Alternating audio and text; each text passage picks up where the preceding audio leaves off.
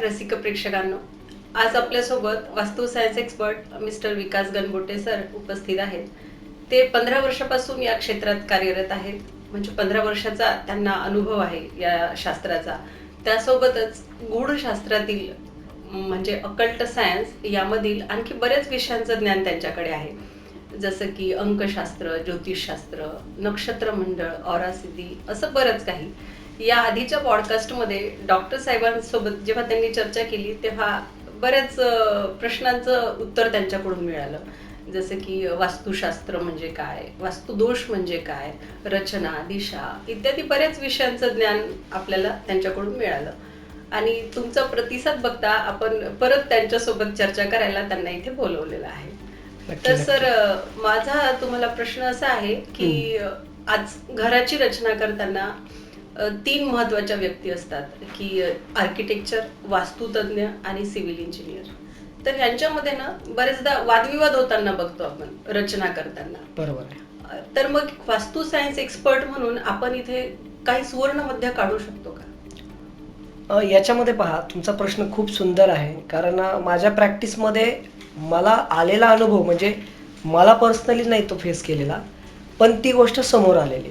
मुळात लक्षात ठेवा, आर्किटेक्चर, सिव्हिल इंजिनियर हे मुळातच टेक्निकल एक्सपर्ट आहेत. टेक्निकल एक्सपर्ट म्हणजे त्यांनी स्थापत्यशास्त्राचा अभ्यास केलेला असतो, ज्याच्यामध्ये त्यांना जागेचे तिथली आसपासचं भौतिक वातावरण, तिथली मजबूती याच्यानुसार त्यांना स्ट्रक्चर उभा करायचं असतं. मग त्याच्यामध्ये त्यांना त्या समोरच्या ओनरचं रिक्वायरमेंट असते की मला असंच पाहिजे, मला हेच पाहिजे, ते पाहिजे. तर याच्यामध्ये होतं काय की ते तिथं त्यांच्या स्थापत्यशास्त्राचा जो काही अभ्यास केलेला आहे त्यानुसार टेक्निकली तिथं कशा पद्धतीने त्या गोष्टी तिथं बसवता येतील त्यानुसार ते त्या घराची रचना करत असतात.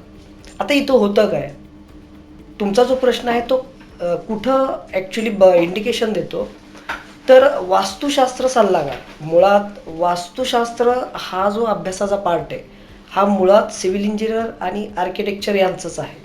कारण ते घराच्या रचनेविषयीच अभ्यास करतात आणि त्याविषयीच सल्ले देतात किंवा घर बांधून देतात. पण वास्तुशास्त्र सल्लागार मुळात कसा तयार होतो, तर या शास्त्राचं निर्माण भारतीय हिंदू संस्कृतीमध्ये हजारो वर्षापूर्वी झालं. आणि ज्याच्यामध्ये आपल्या ऋषीमुनींनी निसर्गातल्या म्हणजे आपण जे वरवर पाहतो, हवा, उजेड, वारा, पाणी याच्या तीव्रतेनुसार, प्रमाणानुसार त्यांनी काय केलं, रचनेचं निर्माण केलं. रचना की अशी साधारण रचना असावी, आणि ती रचना जर तशी नसेल तर त्याचे काही बॅड इम्पॅक्ट होतील असं ग्रंथांमध्ये सांगितलं गेलं. आता याच्यामुळं काय झालं की वास्तुशास्त्राला ज्यावेळेला हे शास्त्र शिकायला सुरू केलं तर त्यावेळेला या शास्त्राला फक्त रचना की ही अशीच रचना पाहिजे, जर नसेल तर तिथं त्याचे वाईट परिणाम पाहायला मिळतील जे आपल्यासाठी योग्य नाही आहेत. आणि हे या पद्धतीने आत्तापर्यंत लोकांपर्यंत आल्यामुळं मग जिथं जिथं म्हणजे सिव्हिल इंजिनियर असेल किंवा आर्किटेक्चर असेल आणि वास्तुतज्ञ याच्यामध्ये जर कुठं वादविवाद निर्माण होत असतील तर ते वादविवाद हे रचनेवरून होतात. कारण वास्तुशास्त्र सल्लागार सांगतो की मला अशीच रचना पाहिजे, पण जे प्रॅक्टिकल टेक्निकल जे नॉलेज असतं त्या लोकांना, तर मग असं आपण म्हणू शकत नाही ना की त्यांचं नॉलेज चुकीचं आहे. ते तर उलट टेक्निकल एक्सपर्ट आहेत, आपण टेक्निकल नाही, आपण फक्त म्हणतो कोणत्या दिशेत काय पाहिजे. मग इथं होतं काय की वास्तुशास्त्रामध्ये मुळातच ज्या रचनेविषयी नियम दिलेले आहेत हे नियम मुळातच ऊर्जेशी संबंधित आहे. की त्याच्यामध्ये सांगितलं गेलं की तुम्हाला या पृथ्वीवर प्रत्येक दिशेतून विशिष्ट प्रकारची ऊर्जा मिळते, फक्त ती ऊर्जा किती प्रमाणात घ्यायची त्यानुसार ती रचना करायची. पण आज म्हणजे वाढत्या लोकसंख्येमुळे, शहरीकरणामुळे आणि जागेच्या टंचाईमुळे आज जेवढी जागा आहे जशी आहे तिथं आपल्याला ते आपल्या घराची रचना करणं रिक्वायर्ड असतं.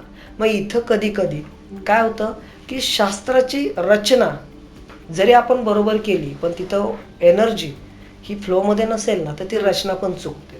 मग अशा वेळेला वास्तुशास्त्र सल्लागार पण चुकीचा ठरू शकतो.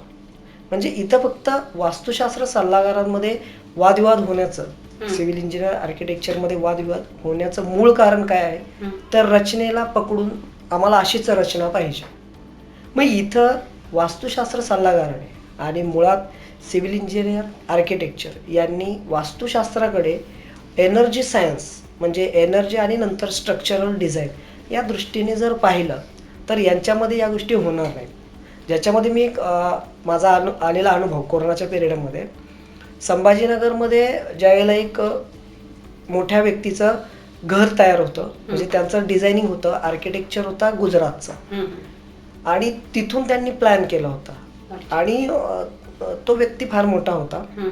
तर त्या व्यक्तीच्या घरातल्या लोकांनी ऑलरेडी याचे कोर्सेस केले होते. तर तिथं फक्त एक छोटीशी बाब होते की जिथं दरवाजा येतोय तिथं बोरवेल येते आणि दरवाजासमोर बोरवेल नकोय. अच्छा, असं असं शास्त्रामध्ये वास्तुशास्त्रामध्ये दरवाजासमोर खड्डा नकोय असं सांगितलं होतं. आणि जे आर्किटेक्चर डिझाईन गेलं तर तिथं ती गोष्ट येत होती. आता याच्यामध्ये झालं काय की तिथं त्यांना सगळंच हवं होतं म्हणजे स्विमिंग टँक, त्याच्यानंतर खेळण्यासाठी जे असतात ना त्या टाईपचे हॉल, किटी पार्टीसाठी हॉल वगैरे सगळं पाहिजे होतं. त्याच्यानंतर सर्व्हर रूम पाहिजे होत्या आणि मग त्यांनी रचनेला थोडंसं प्राधान्य दिलं. आणि आर्किटेक्चर म्हणायचं की तुम्ही जर शास्त्रानुसारच जर पकडत असाल की वास्तुशास्त्रानुसार तिथं तेच नको तर माझं डिझाईन तिथं बसणार नाही.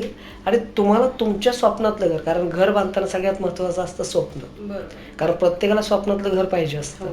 आणि ते जिथं घर बांधायचं होतं तिथे सगळा पूर्ण पॉश एरिया म्हणजे एकदम मोठी मोठी लोक राहतात. मग आता शेवटी कसं असतं की जेवढा माणूस हुद्द्याने मोठा असतो तेवढा तो कोणतीही गोष्ट करताना प्रिकॉशन जास्त घेतो. आता त्यांच्या ह्याच्यामध्ये जेवढे हाय एज्युकेटेड लोक होते ज्यांनी या शास्त्राचा पण अभ्यास केलेला तर त्यांनी सांगितलं नाही ते करूच नको, तुला त्रासच होईल. मग असे 5-6 लोक तिथे मुळात वादविवाद होत होता. हा, तर ते 5-6 लोक तिथं तेच सल्ला दिला. तो माणूस टेन्शन मध्ये आला. आता काय करायचं? मग माणूस शेवटी काय करतो, ऑप्शन शोधतो. तर संभाजीनगरमध्ये माझी एक फ्रेंड आहे जी इंटेरियर मध्ये आहे आणि वास्तूमध्ये आम्ही एकत्र होतो. तर माझी जी पद्धत आहे ती तिला माहिती होती आणि तिचा जो हजबंड होता तो सिव्हिल इंजिनियर होता जो देखरेखीला तिथं होता. तर हे सगळं होईपर्यंत तो काही बोलला नाही. का नाही बोलला? कारण जर बोलला तर आपली व्हॅल्यू तिथं तयार होत. मग त्याच्यानंतर त्यांनी त्यांना सजेस्ट केलं की माझ्या मिसेसचे एक फ्रेंड आहे ते म्हणजे मी वास्तू तपासताना काही इन्स्ट्रुमेंटल यूज करतो तर ते पाहतील, मग ते याला काही पर्याय असतील तर सांगतील. कारण त्या ओनरचा मूळ मुद्दा होता की मला डिझाईन चेंज नाही करायचं. मग मी तिथं गेलो. तिथं गेल्यानंतर सगळं पाहिलं. ऍक्च्युअल मध्ये तिथं डिझाईन जे होतं त्याच्याबद्दल मला हेच नव्हतं, पण मी ज्या पद्धतीने विशेष लक्ष नाही दिलं कारण मला जे तिथं हवं होतं, जसं मी म्हटलं की हे शास्त्र एनर्जीचं आहे. मग एनर्जी कुठून येतात? सराउंडिंग मध्ये. मग बाहेरून काय एनर्जी येतात? कारण शास्त्र हे मातीपासून चालू होतं. मग तिथं मातीचा रंग काळा होता. तो माणूस बुद्धीशी रिलेटेड काम करत होता आणि शास्त्रामध्ये काळी माती ही कष्टकरी लोकांसाठी त्याच्यावर घर बांधण्याचं परमिशन आहे. हा, पण हा व्यक्ती बुद्धिजीवी होता. मग काळी माती आली. मग मला जे नकोय म्हणजे माझ्या एनर्जी सायन्सनुसार ते तिथं होतं. आणि म्हणून मी काय केलं, त्यांना म्हटलं ठीक आहे ते असू द्या, आपल्याला डिझाईन बदलायचं नाहीये, जसं आहे तसं फक्त मी सांगतो तसं करा. मग तिथं पण अक्षरशः माझी दुसऱ्या वास्तुतज्ञाशी वादविवाद पण झाले. त्यांनी म्हणले त्या ग्रंथामध्ये असं सांगितले ते सांगितले. म्हटलं हे पहा, म्हटलं प्रत्येक गोष्टीमध्ये एक कॉन्सेप्ट आहे, ती कॉन्सेप्ट क्लिअर झाली पाहिजे. तिथं खड्डा वगैरे हे नाहीये, पण तिथं अजून डिझाईन मध्ये काही गोष्टी होत्या, त्याला आपण ट्रीटमेंटल पार्ट मधून बाजूला केलं. पण ते डिझाईन तसंच ठेवून तिथं आज एक छानसं घर उभं राहिलं. आणि तिथं माझा नंतर एक छोटासा सेशन पण झाला, एक BNI म्हणून ग्रुप असतो त्या माध्यमातून. म्हणजे इथं सांगण्याचा उद्देश एकच आहे की सिव्हिल इंजिनियर, आर्किटेक्चर आणि वास्तुतज्ञ. आता समजा सिव्हिल इंजिनियर आणि आर्किटेक्चरनी वास्तुशास्त्रामध्ये एनर्जी सायन्सचा जर अभ्यास केला तर ते खूप छान पद्धतीने काम करते. ही पहिली गोष्ट. मग इथं वाद होण्याचा मूळ मुद्दा आहे स्ट्रक्चरल डिझाईन, की मला या दिशेत हेच पाहिजे. पण इथं एनर्जीचा फ्लो जर नसेल तर अशा वेळेला तुमच्या रचनेतलं जे बेस्ट ऑफ नॉलेज आहे ते पण कामाचं नसतं. मग इथं या गोष्टी तुम्हाला डोक्यात घेणं खूप गरजेचं आहे की फक्त आपल्याला वास्तुशास्त्राला घर बांधताना फक्त रचना आणि रचना डोक्यात घ्यायची नाहीये, घ्यायची आहे एनर्जी. फर्स्ट ऑप्शन एनर्जीला, म्हणजे फर्स्ट प्रायोरिटी एनर्जीला आणि सेकंड रचनेला.